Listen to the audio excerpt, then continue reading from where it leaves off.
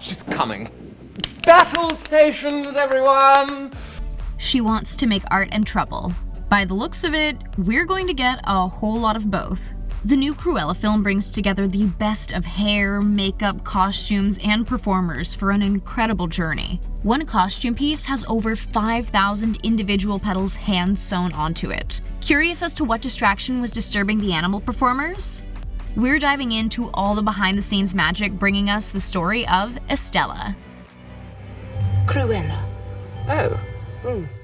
Cruella is such a legendary role, it's tough for anyone to step into those evil shoes, considering how high the bar has been set in previous iterations. So how has the experience been for Emma Stone? According to the actress, it's been nothing short of an incredible journey. What we'll get to see in this origin story is multiple layers of a character, and a real duality between Estella and Cruella. Those two sides of her hair, you know, there's kind of like the dark and the light. Emma Stone has said that as Cruella, she's really embraced the idea of her nature and allowed it to lead the character choices. She paid special attention to finding how much of Cruella is in Estella and how much of Estella is in Cruella. It's not just the actor that makes the character, though. In this case, the hair, makeup, and costumes played a central role in bringing Cruella to life. Once you put those things on, you feel like Cruella De Vil. In fact, one of the best parts of Stone's day was undergoing the epic makeover. She just automatically felt like she was the character.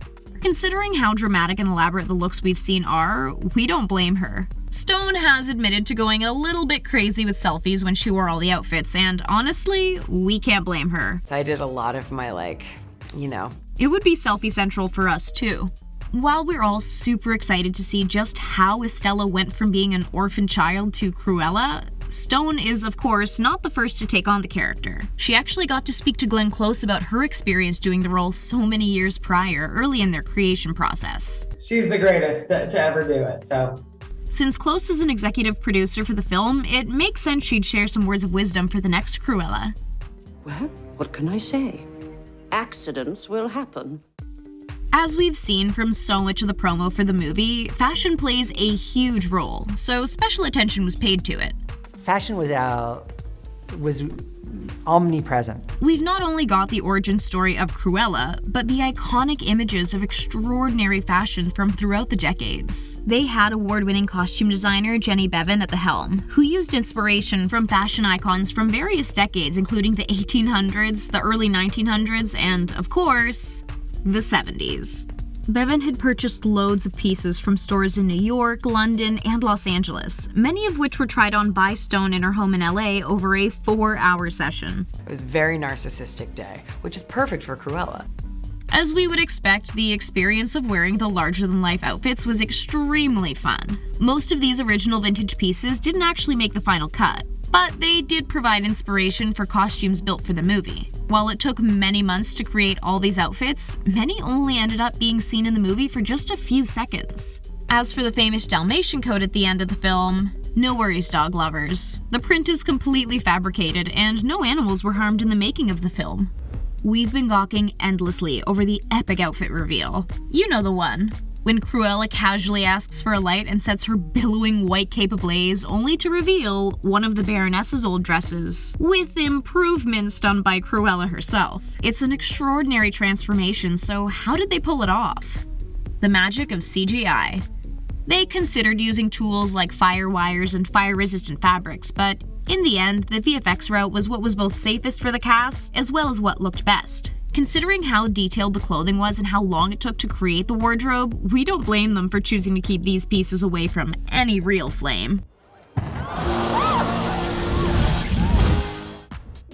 It's pretty surprising to know that many of the impressive images were created using only practical effects, one of the most incredible being the garbage truck dress. See how it billows and waves behind her as the truck goes? It's almost snake-like. Putting it on was just mind-blowing, and a 40-foot train. The 40-foot train was, of course, too heavy to actually be attached to the dress, so the train was added after Emma Stone was already set up on the truck.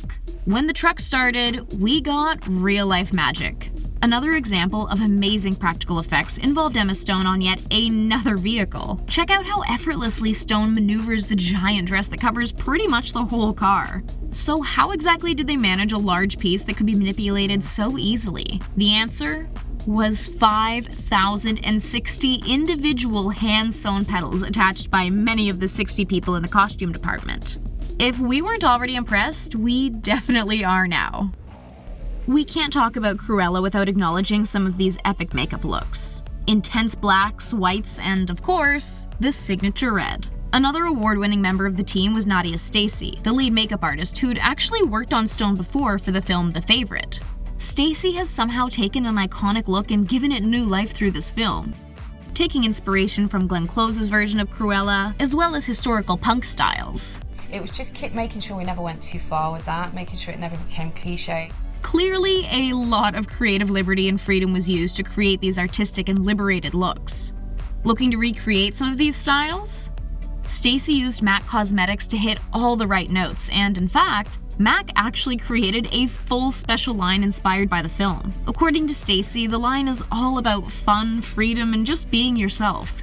We can't wait to get our hands on these palettes and those lipsticks.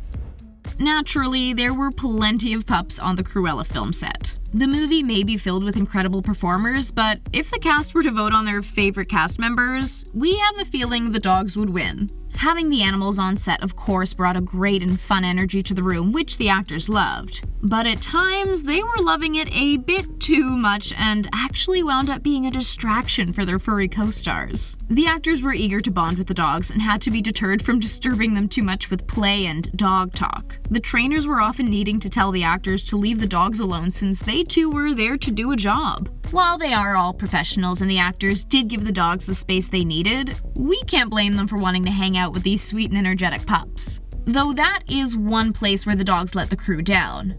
They looked too happy and delightful. CGI was actually used to make the dogs' faces look a bit nastier for the movie. Oh, and as for the other animal actors, we can't forget the rat that made a guest appearance as well. Is it a rat? Oh, ah! A major part of what made working on the film so special was the intensely collaborative nature of it. The team really had the best of the best, doing exactly what they are best at. The director, Craig Gillespie, was extremely collaborative with all the different teams, and especially with the two leads. For Emma Stone and Emma Thompson, working together was a bit of a dream come true. The two had actually spent what was described as a very fun weekend together a few years ago, and both have been fans of each other ever since.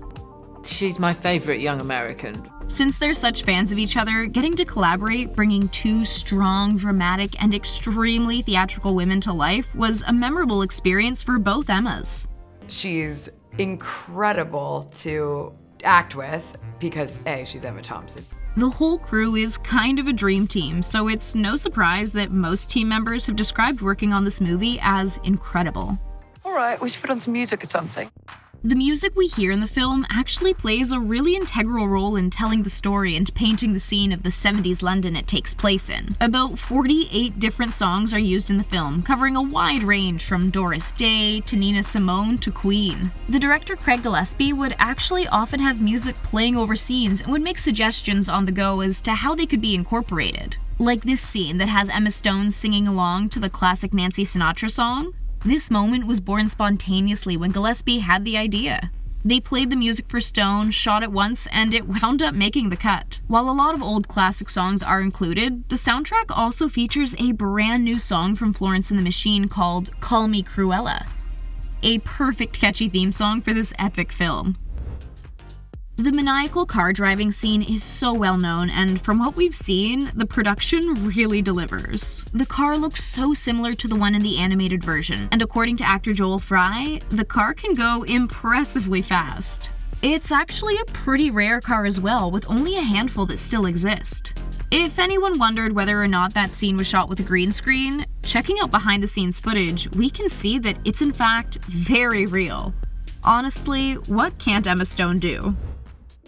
So, numbers-wise, what exactly did it take to bring the epic Disney film to life? Let's break it down. For starters, the movie cost about $200 million to make. We wonder how much of that was for the costume budget. They had hired 60 people to be on the costume team, and creating all those looks took them a full 4 months to pull off. All this done before their 14 weeks of shooting in London. Emma Stone has a whopping 47 costume changes, and Emma Thompson follows close behind with 33. We can't forget the wigs though, especially since there were 240 used for the movie. It makes sense that 37 people were on hair and makeup teams for the two Emmas alone. Seeing all that's gone into the creation of this film makes us even more excited for this legendary supervillain to take the screen. We're not sure what we're more excited for though, Emma Stone's performance or her pup co-stars. Which of Cruella's outfits is your favorite?